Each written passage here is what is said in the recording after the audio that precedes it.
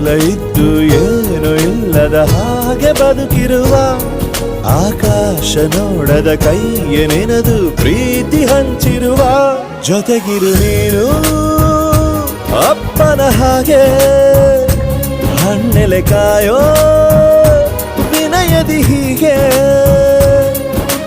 ನಿನ್ನನು ಪಡೆದ ನಾವು ಪುನೀತ ಬಾಳು ನಗು ನಗುತ್ತಾ ಬೊಂಬೆ ಹೇಳುತ್ತೈತೆ ಮತ್ತೆ ಹೇಳುತ್ತೈತೆ ನೀನೇ ರಾಜಕುಮಾರ.